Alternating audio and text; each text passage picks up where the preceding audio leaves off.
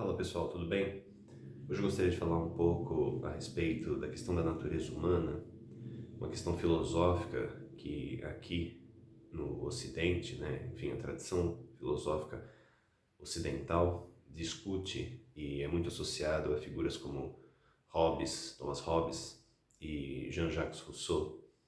Só que esse debate também foi realizado quase 2000 anos antes na China por pensadores como Mencius e Xunzi.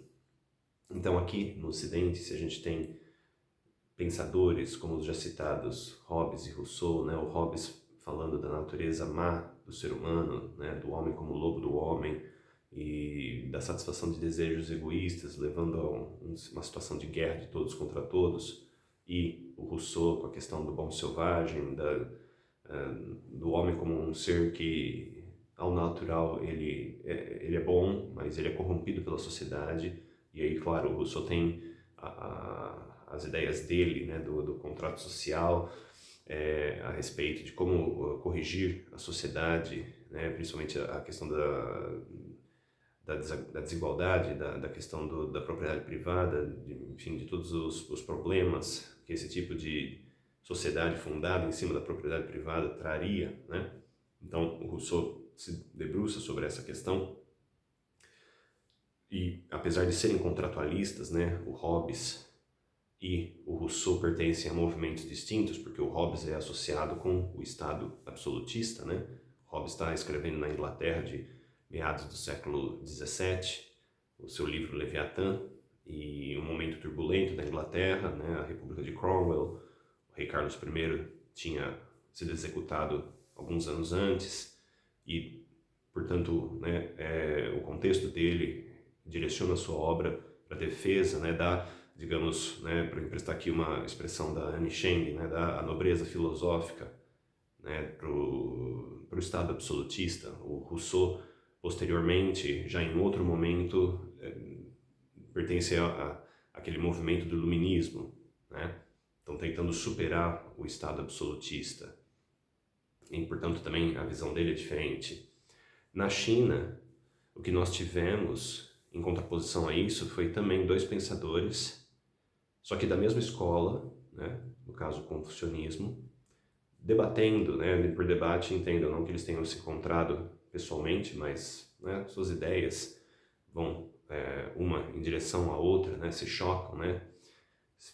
E um deles, o Mêncio, sendo um defensor da ideia de um potencial para o bem no ser humano, né? E o outro, Xunzi, sendo aquele que vai defender que a natureza humana, ela, na verdade, se você deixa o homem ao natural, ele tende ao egoísmo, a tentar satisfazer as suas necessidades egoístas, né? Seus desejos individuais. E isso, claro, levaria o mundo ao caos. Então, como eu disse, não que esses dois expoentes do confucionismo tenham se encontrado, né? O Mêncio já era um sexagenário quando o Xunzi nasceu, então é improvável que, pela época da morte do Mêncio, né, e o Xunzi já teria uns 20 e poucos anos, lá em torno de 289 a.C., é improvável que eles tenham debatido, né? Um já seria um idoso, um ancião, e o outro um iniciante, né? É muito difícil que tenha havido esse debate, né? Até mesmo por uma questão de hierarquia, de respeito. Mas, seja como for, o Xunzi, ele, na sua obra, ele é um grande... Ele ataca, né? Melhor dizendo, ele ataca a ideia do Mêncio, de que haveria uma natureza boa no ser humano, né? O Mêncio, ele pega os conceitos confucianos, né? Tudo aquilo que Confúcio trabalha na obra dele, né? O Jean, a inter-relação ética, né? A observação dos ritos, a conduta apropriada, e ele meio que naturaliza isso, ele tenta naturalizar dizendo que o ser humano tem tudo isso internalizado em si. Por quê? Porque o ser humano tem a mesma moral que o céu, né? O Tian. Então, o ser humano e o céu compartilham da mesma moral, então o ser humano não pode não ser bom, né? A questão aqui não é nem sequer estudar tais conceitos, é uma questão de rememorar aquilo que se tem naturalmente dentro de si. Algo que o Xunzi entende como um maior absurdo. A ideia do Xunzi é que não existe nada de moral na natureza humana. Tudo que é bom no ser humano é culturalmente fabricado, né? Por meio do estudo, por meio da dedicação constante, né? Do trabalho constante de aperfeiçoamento. O Xunzi defende os ritos confucianos, defende todos os conceitos, mas entende que nada disso é natural, né? A natureza do homem pertence ao céu.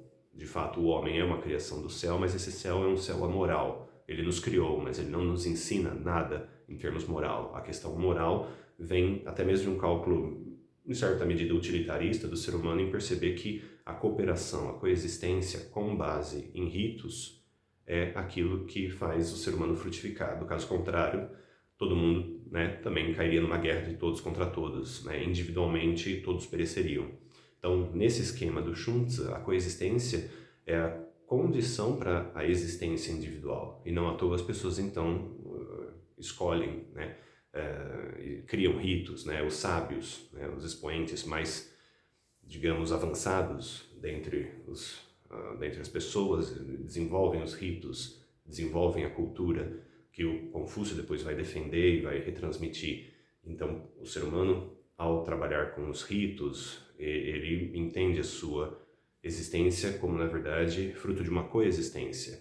E a necessidade de seguir ritos e de ter uma hierarquia social que divida as tarefas e que, claro, aí, né, permita a própria sobrevivência da sociedade, né? E um detalhe interessante é que ambos estão ali num momento de tensão política, né? A gente pode pensar que o confucionismo ele não deixa de ser uma escola um tanto melancólica, pelo menos no seu início, né? O Confúcio está tentando preservar e manter, né, certas tradições da dinastia Zhou, quando essas tradições já estão sendo esquecidas ou desrespeitadas, né? O Confúcio ele vive no momento da primavera e outono. Já não é mais um momento de tanta, digamos, glória da dinastia Zhou. O momento de maior glória da dinastia tinha sido o seu momento inicial, né, dos chamados Zhou ocidentais. Então, o Confúcio ele já nasce num período seguinte, numa outra etapa dessa dinastia que o poder real já estava sendo erodido. O Mencius e o Xunzi, por sua vez, 100 e poucos anos depois, Mencius em torno de 370 a, como eu disse, 289 a.C., e o Xunzi em torno de 310 a 235, né? Eles estão no chamado momento dos estados combatentes, um momento já de guerra entre aqueles estados, né, que depois comporiam a China, seriam unificados sob a dinastia Qin.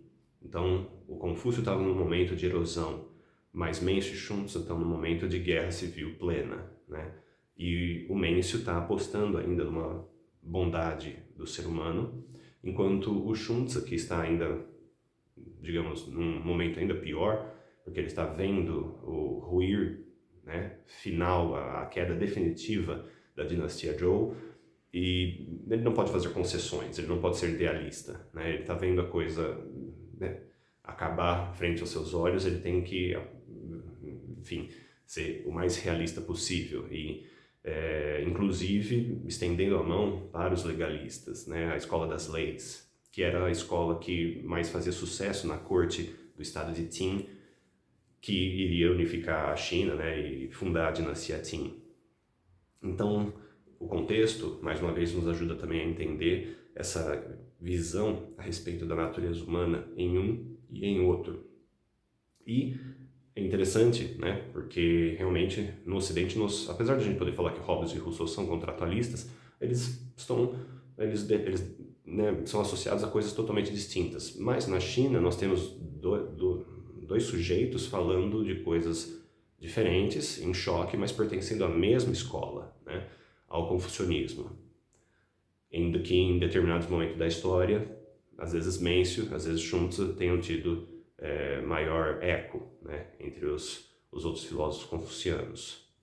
Mas, como a gente pode ver, a questão da natureza humana também é uma questão que, da sua forma, foi debatida na China e também, né, definiu os rumos da própria escola confuciana, depois com o neoconfucionismo, sendo tributário de Mêncio, né, no período do neoconfucionismo, já no século X, XI, XII, os neoconfucianos eles se alinham à ideia do Mêncio, né, da bondade no ser humano, do potencial para a bondade no ser humano.